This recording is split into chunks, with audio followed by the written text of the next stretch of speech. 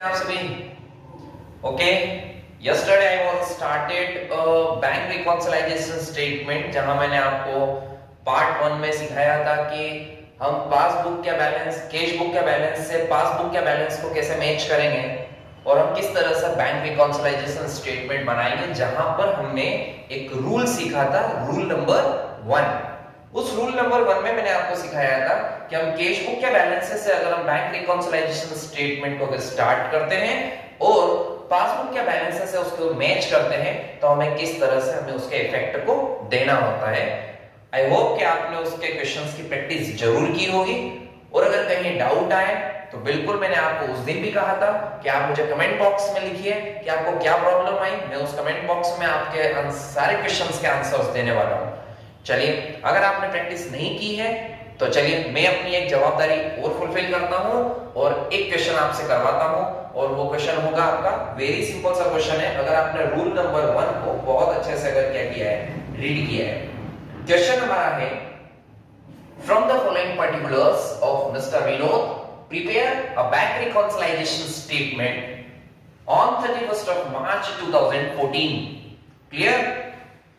तो हमें मिस्टर विनोद का मार्च मंथ का एक बैंक रिकॉन्सिलाइजेशन स्टेटमेंट हमें बनाना है और स्टेटमेंट हमें ट्रांजैक्शन हमें स्टार्ट करना है कैश बुक के अकॉर्डिंग। क्वेश्चन में कैश बुक का बैलेंस दिया है, bank balance as per the cash book 50,000 rupees. 50,000 का कैश बुक के अकॉर्डिंग बैलेंस है। सर क्वेश्चन में कहीं गिवन नहीं है कि पॉजिटिव बैलेंस है या नेगेटिव बैलेंस है, तो we are assume that this balance is the positive balance and the favourable balance, it means the debit balance. Clear?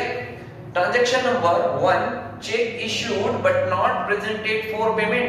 Check issued हुआ है, ध्यान से समझना क्लास कि चेक इशूड हुआ है, इट मींस हमने पार्टी की यहां के कैश बुक के बैलेंस को क्या कर दिया है, कम कर दिया है, जबकि ये चेक प्रेजेंट होने के लिए अभी तक बैंक में पहुंचा नहीं है, यानी पासबुक के बैलेंस पर कोई इफेक्ट नहीं हुआ है। और अगर पासबुक के बैलेंस में कोई इफेक्ट नहीं है और कैश बुक का बैलेंस क्या हो चुका है, कम हो चुका है, तो क्लास बताना हमने रूल नंबर 1 में क्या सीखा था। हमने सीखा था कि अगर कैश बुक के बैलेंस अगर कम हो गया है और पासबुक के बैलेंस में कोई चेंजेस नहीं आया है तो हमें अपने बैंक रिकॉन्सिलाइजेशन स्टेटमेंट में उसे इंक्रीज करना पड़ेगा, बढ़ाना पड़ेगा। इट मींस हम 6,000 रुपीस क्या करने वाले हैं, इंक्रीज करने वाले हैं। Next transaction, the bank had directly collected a dividend of rupees 8,000 and credited to bank account। Bank ने हमारे बिहाफ पर हमने कोई इन्वेस्टमेंट किए होंगे और उस इन्वेस्टमेंट का अमाउंट कंपनी ने हमारे बैंक अकाउंट में क्रेडिट कर दिया 8,000। अब सोचो क्या हुआ है, हुआ ये है कि पासबुक का बैलेंस अगर इंक्रीज हो गया है, पासबुक का बैलेंस क्या हो चुका है, 8,000 से इंक्रीज हो चुका है, जबकि कैश बुक में ऐसा कोई ट्रांजैक्शन के इफेक्ट गए नहीं है, मतलब कैश बुक में नो इफेक्ट, ट्रांजैक्शन का कैश बुक पासबुक का balance increase. According to this rule हमें पासबुक के बैलेंस अगर बढ़ा हुआ है तो कैश बुक को भी क्या करना होगा, बढ़ाना पड़ेगा। क्लियर हो गया? इट मींस हम ये 8,000 रुपीस ऐड करने वाले हैं। Bank charges 400 were not entered into the cash book. Bank ने हमारे बैंक अकाउंट में कुछ चार्जेस डेबिट किए हैं 400 रुपीस की, जिसकी इंफॉर्मेशन अभी तक मुझे नहीं है। मतलब कैश बुक में कोई इफेक्ट है नहीं और पासबुक का बैलेंस क्या हो चुका है, कम हो चुका है। पासबुक का बैलेंस कम, कैश बुक में कोई इफेक्ट नहीं है, तो कैश बुक को भी कम करना पड़ेगा 400 रुपीस से। ठीक है ना क्लास? नेक्स्ट ट्रांजैक्शन है, a cheque for rupees 6,000 was deposited but not collected by bank. एक चेक हमने बैंक में डिपॉजिट कर दिया, चेक कोई आया होगा मेरे पास पार्टी से, हमने वो चेक बैंक में डिपॉजिट किया, कैश बुक का बैलेंस क्या कर दिया, बढ़ा दिया, जबकि वो चेक अभी तक क्या नहीं हुआ है, वो बैंक में कलेक्ट होने के लिए नहीं पहुंचा या बैंक ने उसे कलेक्ट नहीं किया है। इट मींस बैंक बैलेंस अभी भी कम है, पासबुक का बैलेंस कम आ रहा है, कैश बुक का बैलेंस बढ़ गया। अकॉर्डिंग टू द पासबुक हमें कैश बुक के बैलेंस को भी क्या करना होगा, कम करना होगा। जब हम ये सारे ट्रांजैक्शन के इफेक्ट हमें इस रिकंसिलाइजेशन स्टेटमेंट में देंगे तो ये बैलेंस हमारा पासबुक के अकॉर्डिंग आ जाएगा। क्लियर हो गया? चलिए, आपको रूल बिल्कुल क्लियर है? अगर क्लियर है चलिए मेरे साथ करना स्टार्ट कीजिए, हमने क्या किया इस पूरे ट्रांजैक्शन में। ओके, चलिए देखते हैं। हमने स्टार्ट किया balance as per cash book कितना 50,000, थोड़ा सा उसको मैं बढ़ा लेता हूं। क्लियर? चलिए, ये स्टार्टिंग पॉइंट था transaction number first. Is that clear? Next transaction है cheque issued but not presented for payment 6,000। Cheque issue हुआ पर बैंक में अभी तक प्रेजेंट होने के लिए नहीं गया। इट मींस द बैंक का बैलेंस कम है, बैंक का बैलेंस बढ़ा हुआ है, कैश बुक का बैलेंस कम है, तो हमें बढ़ाना पड़ेगा। तो लिखना पड़ेगा check issued but not present, कितना 6,000 रुपीस लीजिए सर। नेक्स्ट, बैंक ने डायरेक्टली कलेक्टेड डिविडेंड, बैंक ने 8,000 का डिविडेंड कलेक्ट कर लिया, बैंक बैलेंस बढ़ चुका है, कैश बुक के बैलेंस में कोई इफेक्ट नहीं हुआ है, तो कैश बुक का बैलेंस भी बढ़ाना होगा। Bank had directly collected,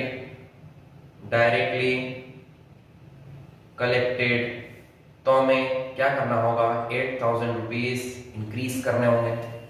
clear है क्लास? चलिए, बैंक ने हमारे ऊपर बैंक चार्जेस डेबिट किए हैं पासबुक में, बैंक बैलेंस कम कर दिया है, कैश बुक में कोई इंफॉर्मेशन है नहीं, तो कैश बुक को भी क्या करना होगा, क्या करना होगा, कम करना होगा। और क्या करना होगा, चलिए देखिए, bank charges debited by bank, bank charges debited by bank, how much amount 400 rupees, cash book के बैलेंस को कम कर देते हैं। Clear? A check 6,000 was deposited but not collected by bank, cheque deposit कर दिया, बैंक में कलेक्ट नहीं हुआ है, बैंक बैलेंस कम है, कैश बुक का बैलेंस बढ़ा हुआ है, तो कैश बुक को भी क्या कर देते हैं, कम कर देते हैं। लिखिए check deposited but not collected. Clear? कितना 6,000 रुपीस। ठीक है क्लास? चलिए, अगर हम इसकी टोटल को मैच करें तो 50 plus 6 56 plus 8 it means the 64 minus करें तो ये बैलेंस होगा हमारा, बैलेंस एज पर पासबुक के अकॉर्डिंग बैलेंस अगर मैं चेक करूं तो 64 माइनस 6 58 माइनस 400 57,600, इस तरह से ये 64,000 रुपीस का बैलेंस हमारा क्या हो चुका है, मैच। यानी इट मींस द पासबुक का बैलेंस कितना था 57,600, कैश बुक में बैलेंस चल क्या रहा था 50,000। ये जो डिफरेंसेस अराइज हुए इसके लिए मैंने बैंक रिकॉन्सिलाइजेशन स्टेटमेंट बना दिया। क्लियर हो गया? आई होप कि आपको ये रूल नंबर 1 बिल्कुल बहुत अच्छे से क्या आ चुका है, समझ में आ चुका है। क्लियर? चलिए, नेक्स्ट रूल मैं आज से स्टार्ट कर रहा हूं और बिल्कुल घर पे जाकर इसकी प्रैक्टिस अच्छे से करना, तो ये रूल बहुत ही अच्छा हो जाने वाला है आपके। रूल नंबर सेकंड कहता है कि अगर अभी रूल नंबर 1 में मैंने क्या सीखा था, कैश बुक के बैलेंस से स्टार्ट किया था, पॉजिटिव बैलेंस से, और पासबुक का भी पॉजिटिव बैलेंस आया। अब मैं स्टार्ट करने वाला हूं पासबुक के बैलेंस से, यानी पासबुक के बैलेंस से स्टार्ट करूंगा और कैश बुक के अकॉर्डिंग मुझे क्या करना है, उसके बैलेंस को लेकर आना है। ठीक है? यानी मुझे पासबुक में चेंज करने होंगे तो कैश बुक के अकॉर्डिंग मेरा क्या हो जाएगा, बैलेंस आ जाएगा। रूल नंबर 2 ध्यान से देखना बेटा, when balance start with passbook it means the credit balance and the positive balance and requirement है balance as per the cash book and the debit balance और पॉजिटिव बैलेंस। क्या था rule number 1 में पहला ट्रांजैक्शन जो कि होगा, cash book balance increases but no change in passbook, cash book के बैलेंस को इंक्रीज हो गया। वापस से थोड़ा सा चलो सिचुएशन को देखते हैं, ये हाथ को समझना है, ये कैश बुक का बैलेंस है, ये पासबुक का बैलेंस है। कैश बुक का बैलेंस क्या हो चुका है, इंक्रीज हो चुका है, पासबुक में कोई इफेक्ट नहीं है, नो इफेक्ट, कोई इफेक्ट नहीं है। क्या करना होगा, हमें भी कैश बुक के बैलेंस को क्या करना पड़ेगा, बढ़ाना पड़ेगा। ठीक है? यानी पासबुक को बढ़ाएंगे तो हम कैश बुक के बैलेंस के अकॉर्डिंग आ जाएंगे, यानी सारा ध्यान हमें कैश बुक पर लगाना है। Clear? Next, cash book balance decreases, cash book का बैलेंस क्या हो चुका है, डिक्रीज हो चुका है, पासबुक के बैलेंस में कोई चेंजेस नहीं आया है, तो हमें कैश बुक के अकॉर्डिंग पासबुक को भी क्या करना होगा, कम करना होगा। यानी कैश बुक अगर इंक्रीज हो रही है, पासबुक में कोई चेंजेस नहीं है, तो पासबुक को भी बढ़ा दो। कैश बुक अगर डिक्रीज हो रही है, पासबुक में कोई चेंजेस नहीं है, तो पासबुक को क्या कर दो, कम कर दो। Third rule, cash balance no change, यानी कैश में कोई चेंजेस नहीं आया है, पासबुक का बैलेंस इंक्रीज हो चुका है। कैश बुक में कोई चेंजेस नहीं आया है, पासबुक का बैलेंस क्या हो चुका है, इंक्रीज हो चुका है। तो according to the cash book हमें कम करना पड़ेगा। ये देखो बेटा कम कर दिया, क्लियर हो गया। Next cash book balance no change, again वापस से कैश बुक के बैलेंस में कोई चेंजेस नहीं है, बट पासबुक का बैलेंस क्या हो चुका है, कम हो चुका है। तो according to the cash book हमें पासबुक के बैलेंस को क्या करना होगा, बढ़ाना पड़ेगा। इट मींस ये जो इफेक्ट है इसका मतलब होता है ये हमें इंक्रीज करना होगा, ये डिक्रीज करना होगा, ये डिक्रीज करना होगा और ये इंक्रीज करना होगा। क्लियर है, रूल समझ में आया? ठीक है, तो रूल में हमने देखा कि हमने फर्स्ट रूल में जो चेंज देखे थे, तो फर्स्ट रूल में हमने कैश बुक में बैलेंस में जो चेंजेस हुए थे बट पासबुक में कोई चेंजेस नहीं हुए थे, तो कैश बुक के अकॉर्डिंग इफेक्ट रिवर्स दिए थे। क्या दिए थे? रिवर्स इफेक्ट दिए थे। और कैश बुक में कोई चेंजेस नहीं हुए थे और पासबुक में चेंजेस हुए थे, तो पासबुक के अकॉर्डिंग सिमिलर इफेक्ट दिए थे। यानी पासबुक अगर इंक्रीज हुई है तो कैश बुक को इफेक्ट भी क्या करा था, इंक्रीज दिया था। पासबुक अगर डिक्रीज हुई थी तो कैश बुक इफेक्ट को भी क्या दे दिया था, डिक्रीज दे दिया था। रूल नंबर सेकंड में मैंने क्या देखा, रूल नंबर मैंने सेकंड में देखा कि कैश बुक में चेंजेस हुए हैं, पासबुक में कोई इफेक्ट नहीं है, तो कैश बुक के अकॉर्डिंग इफेक्ट भी सिमिलर देने जैसे हमने कैश बुक में दिए हैं। क्लियर हो गया। नेक्स्ट दो रूल जो सेकंड वाले में देखे मैंने, तो मैंने देखा कैश बुक में कोई चेंजेस नहीं आए, बट पासबुक हमने इंक्रीज कर दिया, क्या कर दी, डिक्रीज कर दी। तो पासबुक के अकॉर्डिंग हमें इफेक्ट उसके रिवर्स देने हैं, यानी पासबुक का बैलेंस अगर इंक्रीज हुआ है तो इफेक्ट हमें डिक्रीज वाला देना है, और अगर पासबुक का बैलेंस अगर डिक्रीज हुआ है तो इफेक्ट हमें इंक्रीज वाला देना है। क्लियर हो गया, समझ में आया? चलिए एक क्वेश्चन की थोड़ी सी एक छोटी सी प्रैक्टिस करते हैं, बात समझते हैं। क्लियर? क्वेश्चन में बोला है the bank passbook of mister Bose and company show a balance of 45,000 on 31st of May 2014। यानी बैलेंस एज पर क्या दिया हुआ है, क्वेश्चन में दिया है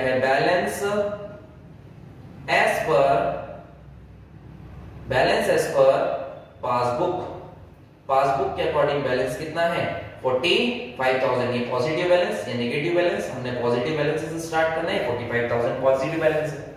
क्लियर हो गया? चलिए क्या दिया question, first transaction cheque issued before 31st of May 2014 amounting to 25,940 had not been presented for encashment। यानी हमने चेक इशू कर दिया है, चेक इशू कर दिया है, यानी मैंने कैश बुक के बैलेंस को डिक्रीज कर दिया है, जबकि अभी तक बैंक में क्या नहीं हुआ, प्रेजेंट होने के लिए नहीं पहुंचा है, यानी पासबुक में कोई इफेक्ट नहीं आया है। समझ में आ रही बात? चेक इशू किया यानी कैश बुक का बैलेंस क्या कर दिया, कम कर दिया, जबकि पासबुक में अभी तक वो प्रेजेंट होने के लिए नहीं गया है, तो मतलब पासबुक में कोई इफेक्ट नहीं आया। एज पर रूल हमें क्या करना होगा, इसको माइनस करना होगा। इट मींस हमें क्या कर दें कि check issued but not present 25,940 minus कर देते हैं। Is that clear? चलिए दूसरा रूल देखते हैं। सेकंड क्या कहते हैं, to check of rupees 3,900 and 2350 were deposited into bank on May 31st, but the bank gave credited for the same in June 2014। मैंने दो चेक जो एक 3,900 3,922,350 का बैंक में डिपॉजिट करने के लिए भेजा कि बैंक हमारे अकाउंट में इसे डिपॉजिट कर देना, क्रेडिट कर देना। बैंक ने जून 2014 तक वो क्या नहीं करे, वो चेक डिपॉजिट नहीं किए।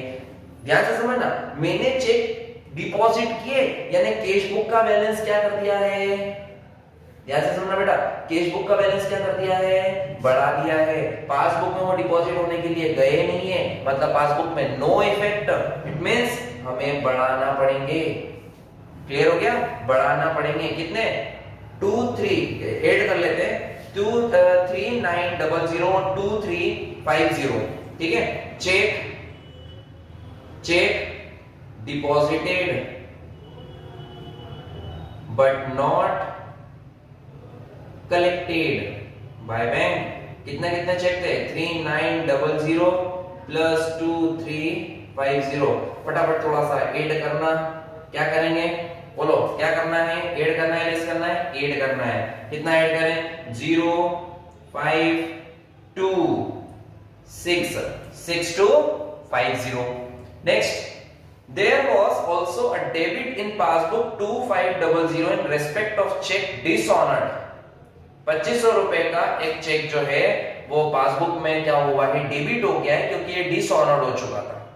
ठीक है, on 31st of May 2014 prepare, यानी बैंक ने हमारे पासबुक में 2500 रुपए का एक चेक क्या कर दिया है? डेबिट कर दिया है, क्योंकि हमने एक चेक लगाया होगा, कोई चेक आया होगा, मैंने क्या किया है? डिपॉजिट किया है, बैंक ने वो क्लियर नहीं हुआ है, तो क्या हो चुका है?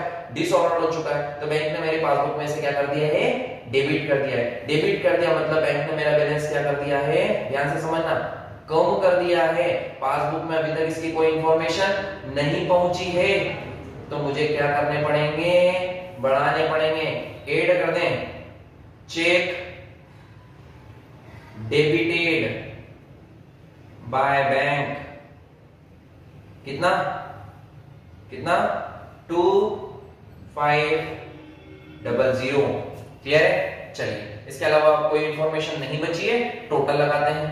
टोटल लगाया तो 45,000 प्लस 6,000 51,000 2,000 43,000 53,750। ये टोटल आ रही है। उसमें से 25940 क्या कर दें? माइनस। तो 53750 माइनस कर दें 25940 0 1 17 माइनस 9 8 12 5 12 माइनस 5। थोड़ा सा आप भी करिए। 12 minus 5 it means the 7, it means 4 2 7 8 1 0। ये आ गया हमारा balance as per cash book.